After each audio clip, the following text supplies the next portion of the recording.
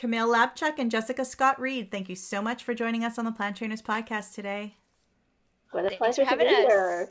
Woohoo! It's a party. It's a party. It's a foursome today. Amazing. So we are super excited to talk about all things animal justice for animals in various parts of our lives. And before we do, we always love to ask our guests if they have a moment of gratitude that they'd like to share with us. Jessica, would you like to go first?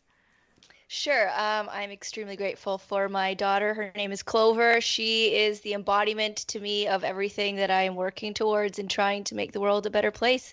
And she reminds me on a daily basis of why I do the things I do. I think it's important to have a why and know. It's beautiful. And she sounds really cute. Kids can do that too. They give us a different perspective on everything. So it's very interesting as we grow. Yeah.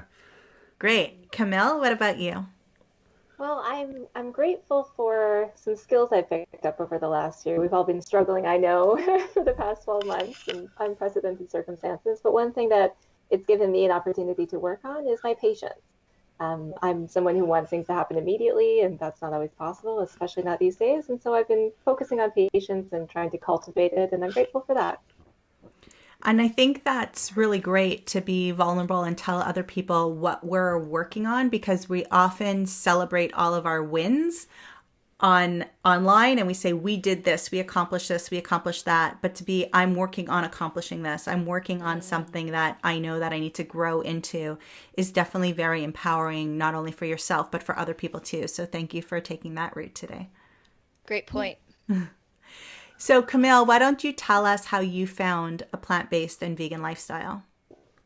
Sure. Well, I was 12 when I first went vegetarian, and I was one of those kids who loved animals. I had cats, I had bunny rabbits, we had hamsters, and I'd never really thought about the animals I ate or thought about eating animals at all. I just ate what I thought was food. But when I was 12, my mother and I watched a documentary on, I think it was on the CBC, and I don't remember exactly what it was about, but it was about using animals in some horrible way, possibly bears in China used for bear bile. But even though it wasn't directly, I don't think, about eating animals for food, for some reason it sparked in me just this idea that I needed to opt out of using animals and not participate in that system any longer.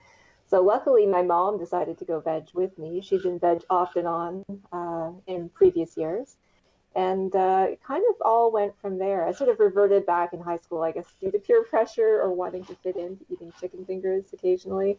But when I got to university, I sort of re-entrenched myself in those values. Eventually, I was fortunate enough to be able to go out to the seal hunt. And funny that I say I was fortunate to witness a seal hunt, because it's not something that anyone should ever have to witness, let alone animals should have to experience that, or workers should have to participate in it. But the turning point for me is that I met a lot of other people who were vegan, and I hadn't really understood. I did understand veganism, and I'm sort of aspired to be vegan prior to that, but I hadn't been around other vegans, and I didn't feel that social support or that sense of community. This was in 2007, before there were a ton of us and before we were as well organized with Facebook groups and social media support.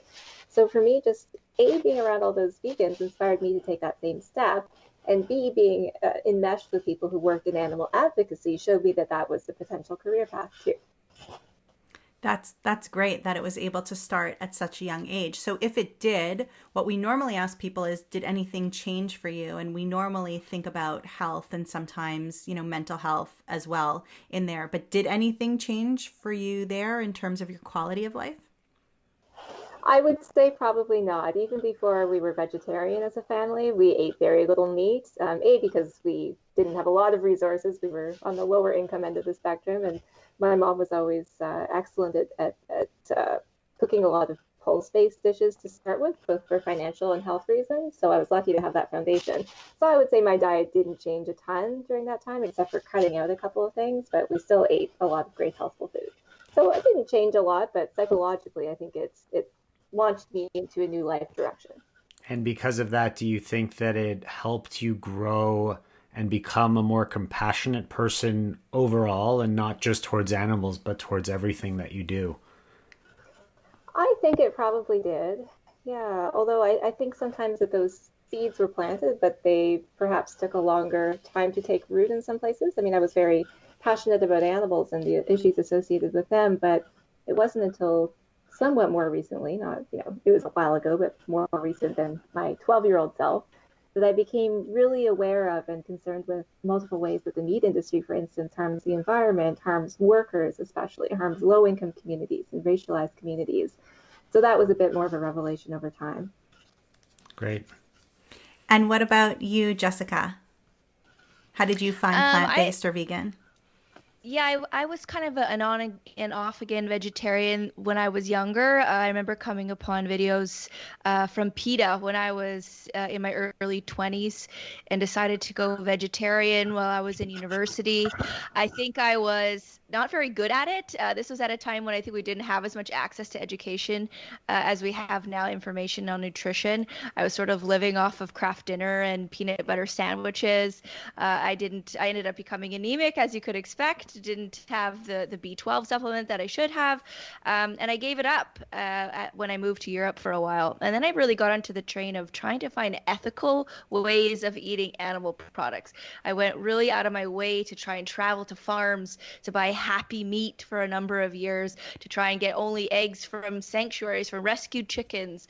It just was taking so much effort. And finally, once I had my daughter, I really had to decide what I was going to feed her. I was in charge of feeding this small child food, and she was just this unknowing and trusting being, and I really couldn't do it anymore. I couldn't hand her over some animal body and think that that was okay. And at the same time, in my work as a journalist, I was writing a lot about animal welfare issues. I was working with animal justice on issues like barn fires and animal transport. And I kept trying to find ways to end my articles that made it make sense, like that there was some sort of solution to this, like better laws or better oversight, and really ultimately realized that the answer was that they shouldn't be there to begin with. And so I decided to go vegan 4 years ago during Veganuary when it first started. And I just never stopped. I found the cooking enjoyable. I found the way I felt was notable. And all of the nutrition information out there to guide me on how to do it properly left me feeling great. So here I am 4 years later, celebrating my 4-year anniversary last month, and never looking back. And my daughter is a 4.5-year-old healthy, happy little vegan too. Beautiful. That's what I was going to say. I was going to say, I'm assuming she's completely vegan and Clover's growing like a clover. Yes, she is. That's exactly right. Well said. Jessica, you mentioned PETA before, and some of our audience might not be familiar with who PETA is. Can you just let them know?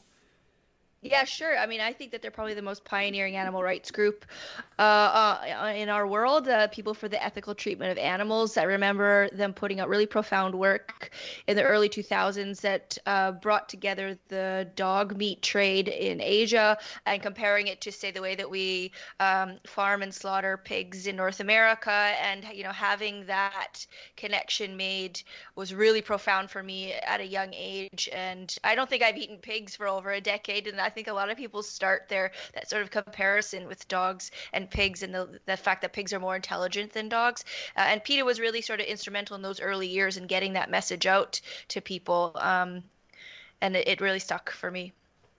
Thank you. And PETA has a kids division as well. And I actually find, PETA can go both ways. If you're looking for extreme, you could definitely find extreme. If you need something a little bit more subtle to get into, because that extreme is not for everyone, they have that too. But there's a kids division, and I find it very tasteful. And I find that it is about education and just understanding animals as animals, and not about the horrifying facts of animal industry and things like that.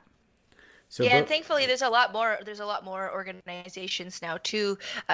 PETA seemed to be sort of the only one a long time ago that you could go to for this information, and now we have such a plethora of different organizations doing it in different ways, including animal justice. Right, and animal justice is where you're both from. So Camille, maybe you could explain to us a little bit about what animal justice is all about. Sure. Well, let me just say first, I really love hearing Jess's story, because I remember when we'd be interacting when Jess was in that pre-vegan phase, and she was, trying to find the right way to do the thing that she probably knew what's wrong on the inside. Yes. And I just sort of knew. Anna Pippis, who's a former colleague, and I would talk about it all the time. We'd say, oh, yeah, she's going to be vegan. Give it 6 months. Yeah, you mentioned. You are so right. Yeah, so right. You mentioned Anna, and we did have Anna on our show a while back, so we'll put a link to her in our show notes too. But yeah, go ahead and maybe you could tell us a little bit about what animal justice is all about. Sure. So we're Canada's national animal law advocacy organization. And really the reason we exist is because we recognize that there's a serious discrepancy in Canada and around the world between the way we feel as, don't just be me or Jess or you folks, but how Canada feels as a country, your average person, how they feel about protecting animals and what protections they deserve, and then what our laws actually say. So what I mean by that is most people, and this is backed up by polls, they don't want animals to suffer, even if they plan to eat those animals or use them in some other way. And we all kind of assume, well, the government's probably looking out for animals in some way. That's their job. That's why we elect governments, so they can take care of the public interest and protect society. And what we see when it comes to animals is that in many cases, there are almost no laws on the books. So farmed animals is probably the best example of this. There's no national legislation governing how they're treated. There's nothing in the provincial level. So, when you look at issues like how much food, how much water, what types of social opportunities they should have, whether they should be caged 24/7, whether they should have access to fresh air or, sunlight, nothing in our laws deals with any of that. It's essentially the industry makes up its own rules. Now, that's just one industry, and you could say similar things about all of the ways that we use animals. So we really exist to try to bridge that gap between the way Canadians believe animals should be treated and what the law requires. And we do that by pushing for stronger laws. We do that by making sure that animals have a voice in court when their interests are at stake in a case. And also by trying to make sure that the laws that actually do exist are enforced, because sometimes there are laws, but the enforcement agencies just don't do their job due to lack of resources or apathy or other reasons. There's so much in there that I kind of want to pull apart. So for our American listeners, before we lose them, because I think that this is really important too, because I think the things that they're going to hear today, they're going to want to go and make sure that these things are being done in the States. Are the animal protection laws overall comparable to United States, or are they comparable to us? Are we on the same track? Are we just as bad or just as good? What's happening between the two countries? It's kind of one of those 6 of one, half a dozen of the other situations. In some ways, Canada might be slightly better, but in a lot of ways, we fall farther behind. So one really progressive, amazing thing for animals that we have seen in the States in the last decade, 15 years in particular, is groups getting active with ballot initiatives. So that's a direct democracy type of work where you can ask citizens in a state to vote on something that you put forward as an advocacy group on the ballot and say, hey, do you agree that we should ban battery cages for chickens, veal crates for cows, gestation crates for mother pigs? And people always say yes, because of course that reflects all of our values. So a number of states like California, Massachusetts, there's, I think, a dozen or more have enacted these really progressive ballot measures, phasing out some of the worst forms of confinement of farmed animals. So that's really positive. But otherwise, the situation is not great. It's similar in that there's no national legislation or regulation of animals' lives on farms. And I won't get into all the other areas of animal use, but if you're in America, don't rest on your laurels thinking it's that much better, because unfortunately, it's not yet. So that's unfortunate, but yet is a positive word, always a positive word. Before, Jessica, you were talking about the transportation of animals, and I think we've all been on the highway where we've seen the truck, and as you get closer to it, you're either going to see cows or pigs or chickens or something, and they're being transported. And I know that there's a lot of work that goes around visuals and things like that, but what kind of laws are there in terms of transporting animals? Like, how do we even get our head around thinking about that in the first place? Yeah, in Canada here in particular, we've been deemed sort of the worst in the Western world when it comes to animal transport legislation, particularly because of the time limits that we're allowed to keep these animals inside these open-sided trucks without food, water, or rest, and without any limitations on weather, on climate. Chickens, cows, pigs can travel inside of these trucks that have no climate controls. any day of the year. There's no temperature above or below which that's stated that, oh no, you can't take them. They are coming and going to slaughter every single day of the year, no matter what. And I think, Camille, was it last year or the year before, they did pass some legislation about decreasing the number of hours that animals could be kept on trucks, but it was so minimal. Like we're still talking, I think, 32 straight hours for pigs, right, Camille? I think it's still 30, or maybe it went down to 30. 28 and it used to be 36. I can't keep track because yeah, there's a lot of different Nonetheless, species, but... yes, it's still an insane amount of time. Like if you think of any time you've spent, say, I always compare it to us on an airplane or on a bus, if you've been on like an 8-hour trip where you were, allowed to have a snack and some water and, rest as you're sitting.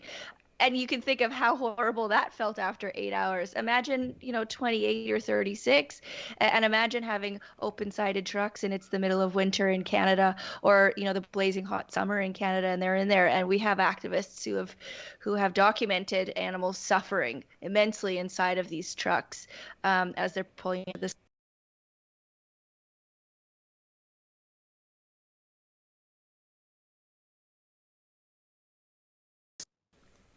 Because in Europe we see better options.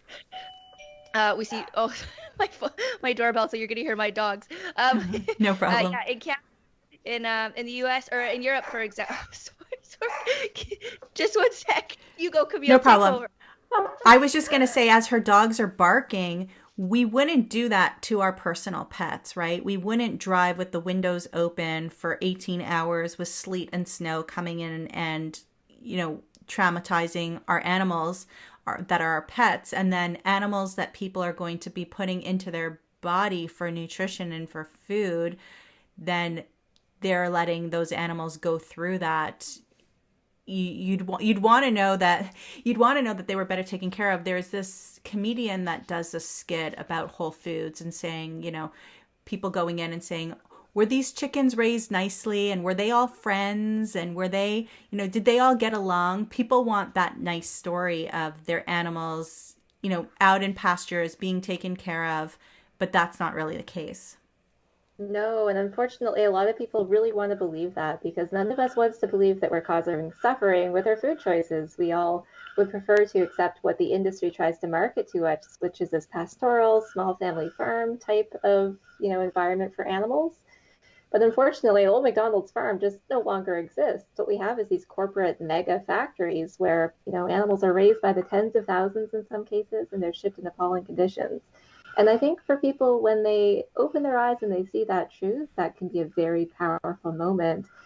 Transport in particular is an interesting question, because it's one of the only times that people actually have an opportunity to come sort of face to face with an animal who's used for food. Otherwise, their lives are hidden behind the closed doors of barns. So I think when some of us are able to see those trucks on the highway, if we drive by a slaughterhouse and we see them waiting outside, I've spoken to countless people who've had a personally transformative moment just by coming face to face with the suffering.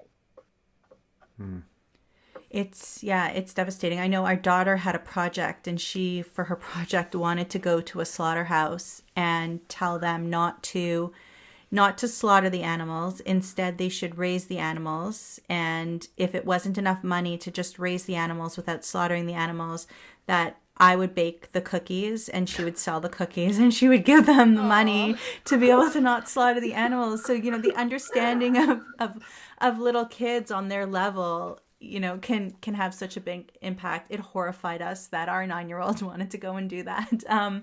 But it shows some compassion. So so now that we're talking about farm animals and transport, what else should people be aware of in terms of laws that either help the animals or don't help the animals enough within the farming industry?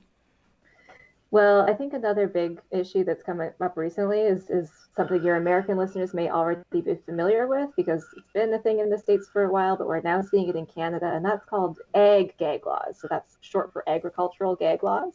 That's a term first coined by New York Times food writer Mark Bittman when these laws started popping up in the States around 2010 or so. And these laws are, to me, one of the most chilling things that we have to contend with on a daily basis. So they're laws that promote agricultural secrecy, and they punish whistleblowers, and they punish people who go undercover in farms to expose the reality of what happens to animals. It's such an important thing to be able, as an animal protection organization, to go undercover at a farm. And the way that typically works is somebody poses as a worker, they get a job at a farm, and they simply film what they see. And spoiler alert, if you've ever seen any of these investigations, you'll know, but they're heartbreaking. The level of cruelty that's just inherent on a day-to-day basis in farms that goes unquestioned and doesn't even seem to be remarked on by the farm managers is astounding. So when those images are released on the nightly news, obviously it gives a black eye to the entire farming industry, and people start to lose confidence in government regulation, in the meat industry itself, and food safety, and rightly so. So as a result of that, the farm industry has been pushing not to change its ways and make the situation better for animals, for workers, for the environment, but they're trying to pass these laws that cover up cruelty. And we've seen them now come in Alberta, we've seen them in Ontario and Canada, potentially some other provinces, and a number of US states as well. So to me, that's what keeps me up at night. We've actually had an undercover, was it pig farmer or chicken undercover chicken farmer come on the show and share some of the things of what he was asked to do and what other people do and the mental health issues that come along, with the people who are doing this work. And I think, part of the underlying story here is that these are people who are desperate for work. They're not desperate to go out and abuse animals. They're desperate for work, to put food on the table, and then what they need to do to be able to do it in the amount of time that they're required to do it just requires awful actions. And it's kind of this cyclical circle, and it's really sad of the impact that has on that person and the family as well. Yeah, it's absolutely heartbreaking. People can be frustrated when they see cruelty on those tapes and blame the workers. And I always say it is not the workers' fault. They are victims of the meat industry in the same way that the animals are. They're exploited in the same way. They're, as you point out, typically from vulnerable communities, a lot of new immigrants, sometimes temporary workers. For any U.S. listeners, they're probably already well aware that a lot of undocumented workers are able to work in slaughterhouses, and that really becomes their only option. So it's just a terrible situation all around. Mm-hmm. There are so many people out there that know this is going on, but don't want to really know that this is going on. They don't really want to know how their food's getting onto their plate. They just want to eat what they like eating and avoid hearing about this stuff. What do we say to those people that perhaps know it's happening, don't want to admit it's happening, or how do we teach them that it is happening so they could correlate between the food that's coming from the farm that's landing on their plate? I think that's the holy grail, right? Figuring out how to do that is sort of something all activists and advocates are trying to figure out. There's so many different inroads to having that information be known, and it really depends on the person, right? We have now such a variety of reasons why going plant-based is beneficial, right? We have the health benefits that we're learning about now, the nutritional aspects of giving up meat, dairy, and eggs. We have environmental issues associated with animal agriculture that's now coming to light regarding impacts on climate change. And of course, we have the ethics now too regarding animal cruelty. And it's thanks to undercover whistleblowers, investigators, activists going on farms, that things that have so long been hidden from public eye are now coming to light. We have smartphones, we have social media. So this sort of brick wall that's kept this stuff hidden for so long is slowly being taken down. And I think it really depends on the person which one of those things is going to get them to think about the choices they're making about the food on their plate and how it impacts the world around them. So you're sitting here now with Puppy on your lap for those people who are watching it on YouTube. What's this one's name? This is Boo. He's my pandemic puppy rescue dog, and anytime I am on here with the microphone, he has to sit on my lap. I don't know why. It's the only time he gets into a lot of Zoom meetings this way. So I adopted him from the City Pound here in Winnipeg in October, and he's been a perfect little addition to the family and to my job. Awesome. Super cute. So that gets me wondering, what kind of laws are there to protect our pets? Or are there any laws to protect our pets? And if we are pet owners or have a lot of pets, what do we need to know? Pets, companion animals, they are some of the best protected animals under the law. They're actually, in most places, are fairly reasonable laws protecting them. So making sure that they're not treated badly, making sure that if they're going to be euthanized, it's done humanely, making sure that they've got appropriate food or water and access to shelter. I would say with some caveats, pets are definitely the best treated class of animals in society. Some of those caveats involve laws that are still a little bit draconian that do allow people to chain dogs outdoors for quite some time, including dogs used in the sled industry. But largely, they're treated reasonably well. I think where you see a lot of gaps still is sort of two main areas, and Jess, maybe you want to jump in and add some, because I know you think about this a lot too. But number one is breeding. So dog breeding, cat breeding, rabbit breeding. I've got a foster rabbit right now, so I think about that a lot. It's pretty unregulated still. So in most places, you can just breed whatever animals you want, however many you want, and sell those animals for as much money as you can get from people who might want to buy them. Unfortunately, this leads to a proliferation of breeding in puppy mill-like environments and puppy mill-like conditions, which even when there are laws in place can be difficult to address because these things happen underground. They're quite secret. They're typically in somebody's basement. And it's not like there's inspectors going out there to see how dogs are doing all the time. So I always tell people, like Jess did, you could tell the story better than I can, Jess, but my understanding is you waited a long time actually to find a dog who was a good fit for your family. Yeah, so for the Toronto Star, I recently wrote a column about the sort of idea of pandemic puppies, particularly now. But it's kind of an ongoing problem before that, even more so now, where everyone's at home and wanting a dog. Just this idea that people wanted a dog and they want what they want it now. And so that's what breeders are really getting their money from, is people wanting what they want and wanting it now. So I waited a long time for this guy. You know, I checked all the time. To find a small dog that needs rescuing is a little more difficult, and especially here in Manitoba, finding sort of the larger dogs. But you just wait, because I'm not going to go buy a dog. I know that here in Canada we have a dog overpopulation problem, and supporting breeders, in my belief, whether or not they're considered reputable, and even that's been called into question now. That to get on the Canadian Kennel Club list of reputable breeders apparently doesn't take much. And so I know that I'm going to be part of the solution and not part of the problem by rescuing a dog that is already here and needs a home, and not taking up the idea is that if you buy from a breeder, that you're essentially sending a pound dog to be euthanized. That's sort of the idea, that you're taking up a spot for a dog that needs a home. And so I think here in Canada, the idea of adopt, don't shop, it should be far more promoted. And there's also a lot of problems with buying from breeders, say online. There's a lot of lack of transparency. A lot of these dogs end up being sick, and there's no guarantee. Some of them are coming in from other countries, as we've seen, plane loads of dogs coming in from the Ukraine that were dying and dead. So there's so many problem areas with supporting breeders when it comes to buying puppies. And there's just so many great dogs in the shelter. Look at this guy. So that gets me thinking, and my heart breaks for dogs in countries like Dominican Republic and Mexico and Cuba.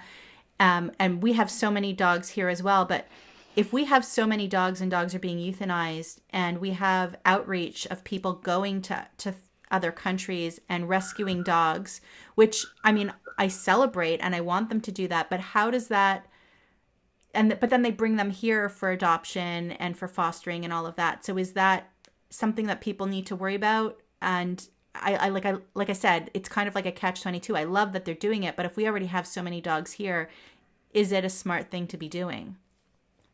I have sort of mixed opinions about it. I know, for example, this idea that we just talked about of people wanting certain type of dog and they want it now. I think that it is helpful in some ways for people who can only have smaller dogs or want smaller dogs. I know that there's a rescue group here in Winnipeg that brings up small designer dogs from the United States that are up at auctions after they've been used up and won't breed anymore.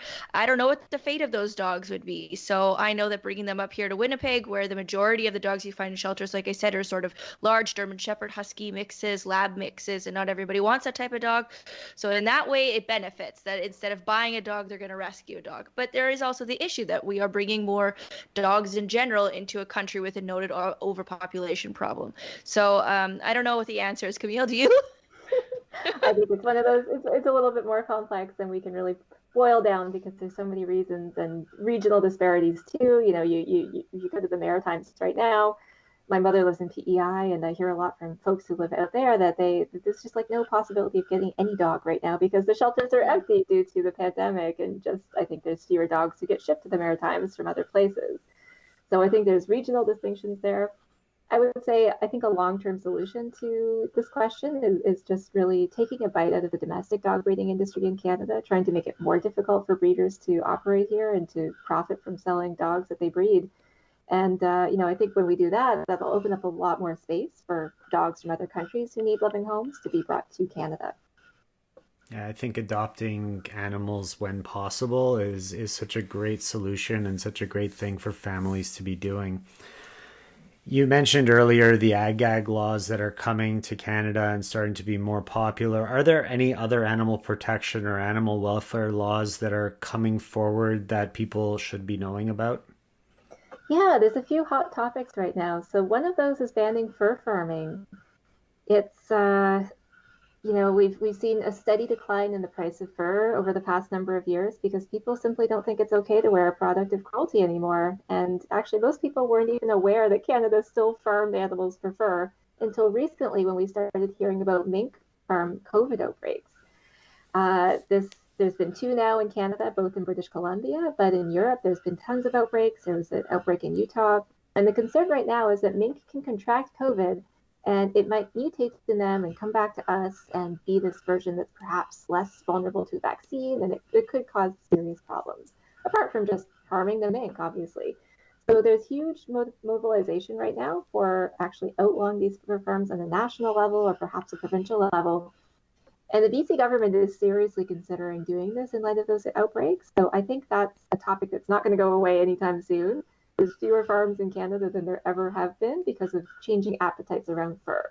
So that's really exciting. And then, just a couple other issues quickly. There's a great bill right now in the Senate put forward by Senator Murray Sinclair, an amazing advocate for Indigenous issues, environmental issues, animal rights issues. And his new bill would actually ban keeping elephants and great apes in captivity right across the country, which would be just an incredible step forward and bring us solidly into a more progressive stance on animals. So I'm really excited about that too. And the Jane Goodall Act, that's what it's called, the Jane Goodall Act. Yeah, for obvious reasons. Yes. And actually, in my home province of Ontario, where you're both located as well, of course, they passed new animal welfare legislation last year, and now they're creating regulations to accompany it. And the devil's always in the details. So the regulations might be really, really good. They might do things like regulate and perhaps outlaw some types of exotic animals used as pets, which can be really harmful for them and for wild populations. So anyone who's listening who wants to learn more about that, they can visit our website. But also, it's never a bad time to contact your political representative and just tell them that you want stronger laws, because there's always an opportunity. I like that, and I think that's a really great idea. What kind of laws have you passed most or worked on to help pass most recently that you're really proud of, that you want to make sure everybody knows about? Well, the biggest one, obviously, is going to be the whale and dolphin ban that we passed a couple years ago through Parliament. So that was mid-2019. Again, a bill from Senator Murray Sinclair, total champion. And, it cracks down on facilities like Marineland and Vancouver Aquarium, which have been notorious over the years for deaths of whales and dolphins, terrible conditions, just heartbreaking situations where these beautiful, majestic animals are swimming around tiny tanks. And we as a country just don't accept that anymore. So these bills passed. It was a very difficult fight. It took 3.5 years to get this law through, but eventually, in the end, justice prevailed. And around the same time, I'll just add this in, Canada passed an international export-import ban on shark fin products, which is also huge. Sharks, not quite as warm and cuddly. They don't quite have the reputation that whales and dolphins do, but they're amazing creatures. And unfortunately, about 70 million plus of them are killed every year for their fins. That's a very cruel process where their fins are sliced off while they're still alive. They're thrown back into the ocean, and they often suffocate or get eaten to death because they can no longer swim or breathe. So terrible situation, but we took a really progressive move and took a chunk out of that trade. It's amazing. Congratulations. Yeah, it's amazing work that Animal Justice is doing and you are both doing. So thank you so much for all of that. What are you working on right now at Animal Justice that you want to share with our audience? Well, the most exciting thing we've got going on right now is called the Animal Justice Academy, which started the last week of January. And it is a free 6-week online boot camp course for animal activists. So it's designed to give people the tools and the skills they need to become empowered, to become more active in their communities, in politics, in the media. Just is doing a great module about how to write a letter to the editor, for instance. We've got over 80 instructors just from a whole diverse array of perspectives, teaching everybody how to become a more effective advocate for animals. So as I mentioned, it's free. Not too late to sign up. We're on week 2 right now, and you can join at any point. There's a bunch of online modules that you can watch. And then we all meet weekly for a couple of live sessions. So really cool resource. We hope it will help be a game changer for animals in this country and beyond. And there's already thousands of people signed up. Wow. Yeah, almost 5,000. Wow. Yeah. So thank you for making that accessible to everybody. What age group would you recommend? Is this a family thing? Is it like 18 and over, PG? How would you, I know every child is different and can handle different things. So what can people expect to be exposed to? It's mostly pretty non-graphic. I think for most children, it's probably appropriate. The first week has some modules that kind of explain the extent of the problem. So that's probably the only session where a parent might want to supervise. It gets into some of the details of what we do to animals on farms and labs and so on. And sometimes that's not a very pretty picture, so it could be a little sensitive for children. But most of it is designed to be very kid-friendly and empower people of all ages to take action. I personally know a 12-year-old who's participating right now and having a great time. So yeah, it's definitely not exclusive to over 18. Great. Perfect. I'm going to be sensitive towards your time and towards Adam's need for editing and all of that. But I did have another question.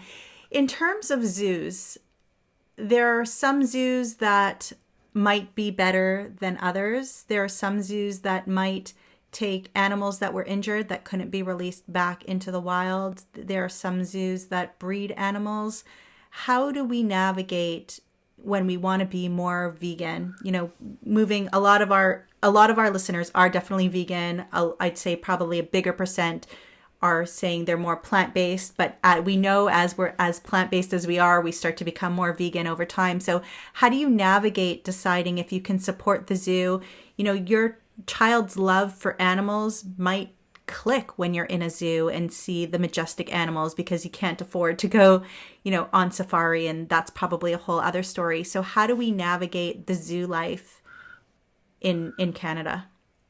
I get this question a lot as a parent. I know that if my daughter were to have a zoo field trip through school, she would be going that day. In my opinion, there's a big difference between zoos and sanctuaries, zoos and refuges, zoos and nature preserves. For me, the first and foremost goal of a zoo is to make money and to entertain the public. I mean, animals are kept in exhibits, right? That's what they're called. The point of those exhibits is to showcase the animal to an audience, not necessarily for the benefit of the animal. I know not all zoos are created equally, especially when you're talking across the globe. Different countries definitely have different degrees of quality care of animals. But ethically, I don't believe that zoos are there for the benefit of animals completely at all, and that there's better ways for children to learn about animals. I always use the idea that we can get kids to fall in love with dinosaurs without having to see them in real life. So thankfully, especially in this age of such modern technology and interactive technology, I think there's excellent ways for children to learn about animals, to connect with animals without having to see an elephant or an orangutan in an unnaturally small environment where they can't exhibit natural behaviors or have the territory space that they would normally ever have. So I would take my daughter to a farmed animal sanctuary if she needs to pet an animal before I would go to a zoo. That's for sure. I completely agree with all that. And, the only thing to add, I guess, is that there's been a growing push in recent years to see some zoos convert into those sanctuaries. So not just for farmed animals, but for exotic animals. We've got, in Ontario, for example, there's tons of exotic animals who are used in the pet trade, many of whom end up being given to, animal shelters because their parents just can't care for them. If you think about a monkey or a large cat or a snake or a reptile, most people have no idea what those animals need. and they tragically end up being euthanized most of the time. So I think zoos could play a real role in contributing to something positive that's a solution to that situation instead of just putting animals on display. So I think that there's a place for what we now know as zoos, but it has to be a very different model, much more based on providing sanctuary than simply showing off and putting on a show. Thank you. Great information, lots there, and thank you so much for sharing it. If people want to reach out to either of you, where would be the best place for them to go? Yeah, Twitter, Instagram, I'm Camille Labchuk, Labchuk on both of those. Animaljustice.ca is a good route too. On Twitter, I'm Jess L. Reed, and on Instagram, I'm Jess LSR, where I share a lot of my vegan meals and vegan cooking and vegan parenting. Amazing. Thank you so much for your time today. Thank you so much for all of the work that you are doing, not just for everyone, for all of Canada, and hopefully to be leaders in the world in terms of animal protection and animal justice. Thank you both so much for being here today. And we'll link to everything you mentioned in our show notes at planttrainers.com. Thank you both so much for being on the Plant Trainers podcast. Thanks for having us. Such a pleasure, and thanks for everything you're doing to inspire change too.